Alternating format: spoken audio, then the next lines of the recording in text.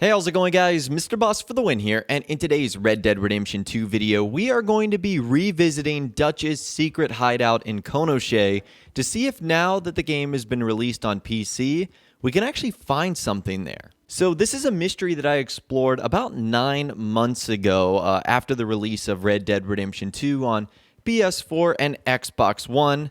And in case you guys have no idea what I'm talking about, Dutch has a secret hideout that we see more prominently in the first Red Dead Redemption game at a place in Tall Trees called Konoshe.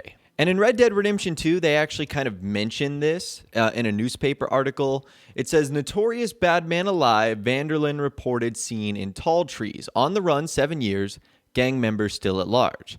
A dispatch from Tall Trees reports a sighting of infamous outlaw Dutch Vanderlyn, who has been on a bloody run from the law for many years. The notorious Dutch's Boys gang once plagued this state, but it is believed to have disbanded as long as 1899. Two of his henchmen, Hosea Matthews and Arthur Morgan, were both killed in separate raids by Pinkerton agents the same year. Gang members Bill Williamson, Micah Bell, John Marston, and Charles Smith are still believed to be at large. A telegraph from Mexico reports that Javier Escuela is believed to reside in the mountain region there. The massive sum of money taken in the Blackwater robbery by the gang has never been recovered. It was said to have been stashed in the town somewhere after the gang escaped. Rumors that gang member Micah Bell returned to retrieve the haul still persist. The bloody days of the Vanderlyn gang are the stuff of legend, appearing in pulp novels and even memorialized in popular song. Law enforcement have pledged to continue searching for Vanderlyn, who still has one of the largest bounties on his head for kill or capture. So that newspaper article right there essentially sort of references Dutch's secret hideout in Tall Trees. At least that's where he's been spotted last. And again, if you played the first Red Dead Redemption game, you know that Konoshe is where Dutch sort of had his outlaw camp and where he resided. And it's ultimately where you have one of the final showdowns with him. Now, obviously, it's a little bit different. In the first Red Dead Redemption game, it is much snowier, and there's obviously more of a camp there because it takes place after Red Dead Redemption 2.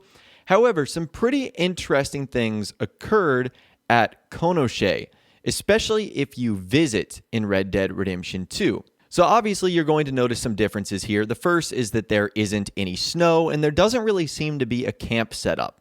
And that's obvious because it looks like by this point in time, Dutch wouldn't have assembled his own gang, especially the one that you fight off in the first Red Dead Redemption game.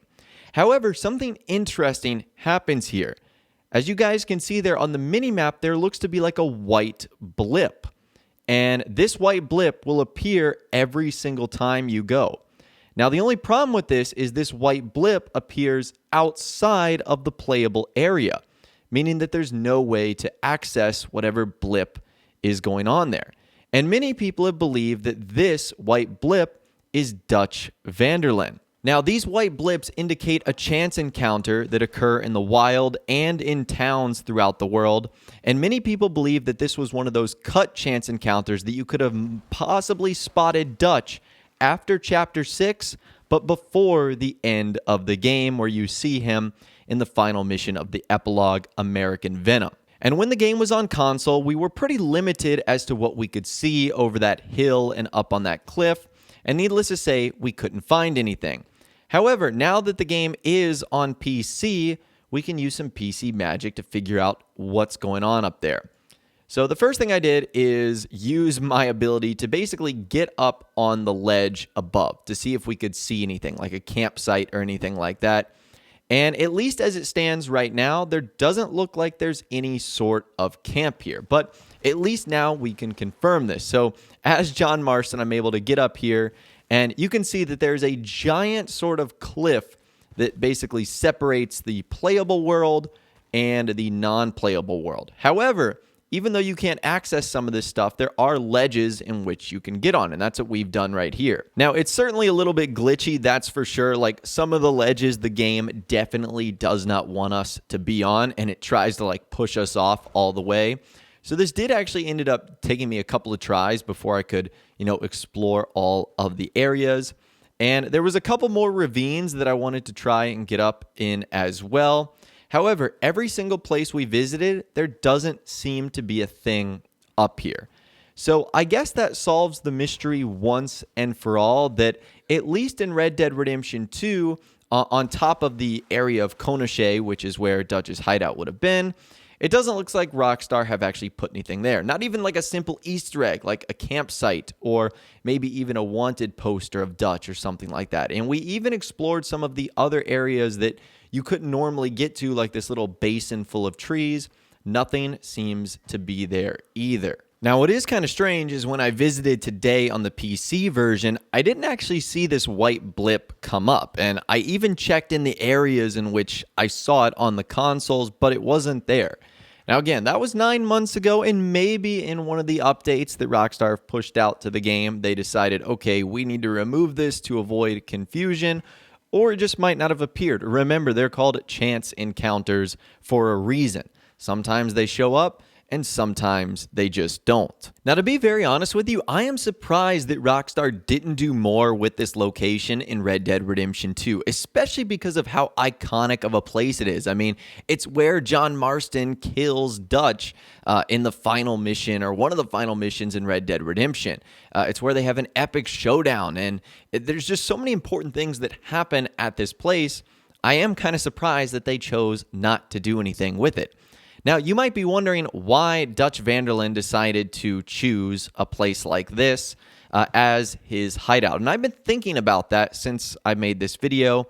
The first thing is maybe he wanted to be close to the Blackwater money. Tall Trees in Konoshe, for the most part, is pretty close to Blackwater, and it's also pretty close to Mount Hagen, which is where we see all of the money at the very end of the game.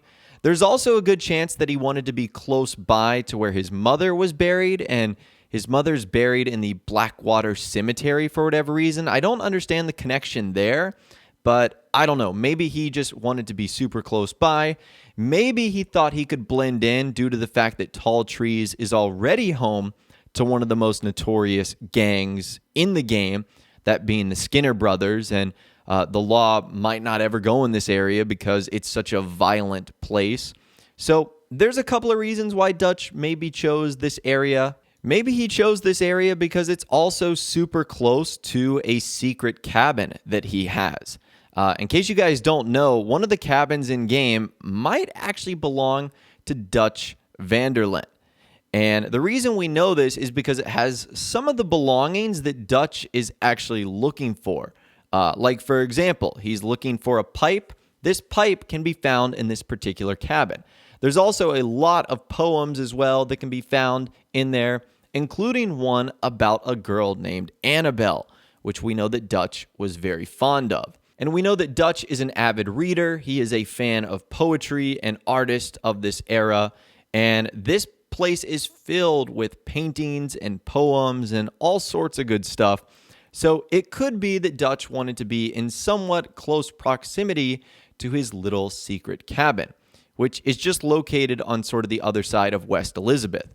So you're starting to see a pattern here. A lot of what Dutch does happens in that West Elizabeth area, whether it's Konoshe's or Blackwater or Tall Trees. All of them seem to take place around that part of the map. Now, this still really doesn't answer the question, why are we seeing that white blip on the minimap when we go visit Konoshe? It could very easily be cut content, like something I sort of mentioned earlier, where Rockstar did eventually have a chance encounter for us to meet Dutch after Chapter 6, but before the epilogue, but decided to remove it to sort of add more mystery to the epilogue ending, because that would kind of throw it off a little bit if you were able to find Dutch.